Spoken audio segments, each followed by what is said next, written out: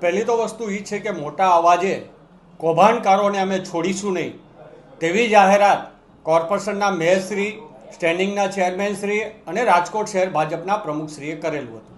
અને લોકોને ત્યારે પણ મેં કીધું હતું કે આ લોકોને છેતરવા માટે માત્ર ને માત્ર પાર્ટીમાંથી સસ્પેન્ડ કરવામાં આવ્યા છે.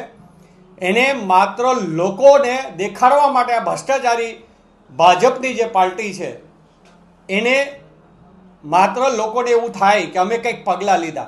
હકીકતમાં આપણે સંસદની ચૂંટણી પણ જોઈ છે અને સંસદની ચૂંટણીમાં પણ એ સંસદના ભાજપના ઉમેદવાર સાથે આ બંને કોર્પોરેટરના પતિશ્રીઓ અને આ બંને બહેનો એ પણ એમની સાથે પ્રચાર કરતી જ હતી. માત્ર લોકોને છેતરવાનો ધંધો કરે છે. હજી તપાસો ચાલી છે ત્યારે પણ એવા બહુ ભાંગ્યા માર્યા હતા કે ભાઈ આ તપાસ વિજિલન્સ તપાસ થશે, ફરિયાદો થશે, જે લોકો આની અંદર ગુનેગાર છે એની સામે પગલાં લેવામાં આવશે. જે આખા કુટુંબના નામે જે કોટરો લઈ લીધા એનું આજે શું થયું એની સામે કોઈ એક્શન ઓફિશિયલી પણ લેવાના નથી.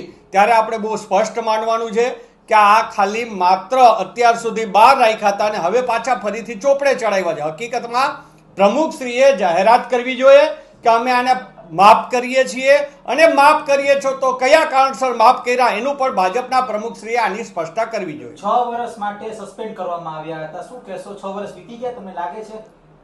એટલે જ હું સ્પષ્ટ કહું છું કે પહેલા તો આ તપાસનું શું થયું. આ તપાસની અંદર જે કોર્પોરેશનના અધિકારી હતા એ પણ રાજીનામું દઈને ભાગી ગયા. એની સામે પણ હજી પગલાં નથી લેવાના. એ અધિકારીના ઘરેથી ફાઇલો પકડાઈ અને જૂની સહીઓ કરવા માટે ફાઇલો મંગાવવામાં આવી હોય એની સામે પણ હજી સુધી કોઈ પગલાં ન લેવાના હોય અને એનું રાજીનામું મંજૂર પણ કરી દેવામાં આવે. હકીકતમાં કોઈ પણ અધિકારી રાજીનામું આપે અને એની સામે જ્યારે તપાસો ચાલુ હોય ત્યારે કોઈ સંજોગોમાં એનું રાજીનામું કાયદાકીય પણ સ્વીકારી ન શકાય.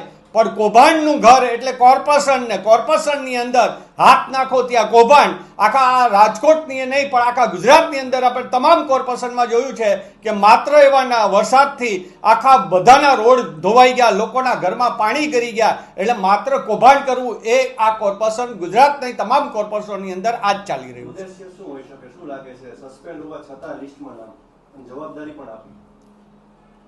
હું બહુ સ્પષ્ટ જ કહું છું કે ચૂંટણીની અંદર પણ જો એનો ઉપયોગ કર્યો હોય માત્ર ને સસ્પેન્ડ કાગળ ઉપર અને લોકોને છેતરામણી ભલામણ કરવા માટે કે લોકો છેતરાય કે ના ભાજપે કાંઈક એક્શન લીધા એના માટે જ એને સસ્પેન્ડ કરવામાં આવ્યા હતા. બાકી ભાજપના તમામ કાર્યક્રમ હોય, સંસદની ચૂંટણી હોય કે વોર્ડ મિટિંગો હોય બધે જ આ લોકો હતા જ.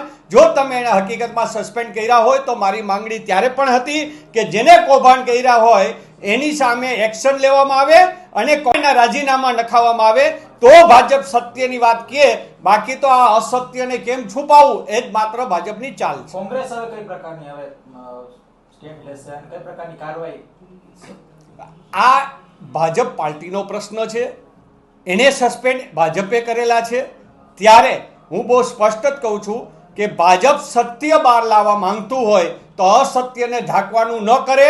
અને આ તપાસ શું થયા એને શું કામ તમે એને જવાબદારી સોંપી તો શું તમે એને ગુનેગાર હવે નથી એવું તમે સ્પષ્ટ માની લીધું છે તો એની કોર્પોરેશનના વિજિલન્સના અધિકારીઓ જે કોઈ તપાસ કરતા હતા એના દ્વારા પહેલા તપાસ રિપોર્ટ આપના મીડિયાની સામે જાહેર કરે, પબ્લિકની સામે જાહેર કરે અને એને સ્પષ્ટ એ ગુનેગાર નથી એવી પહેલા સ્પષ્ટતા કરે પછી જ એને પાર્ટીમાં લેવા જોઈએ. શું લાગે છે કે જે આવાસ કૌભાંડની તપાસ આ લોકો સામે ચાલતી હતી તેમાં કે મોટા માથાઓ પણ સામેલ હોઈ શકે એટલે આ લોકો સામે કઈ કાર્યવાહી નથી થતી અને ભાજપમાં સામેલ કરી લેવામાં આવ્યા છે?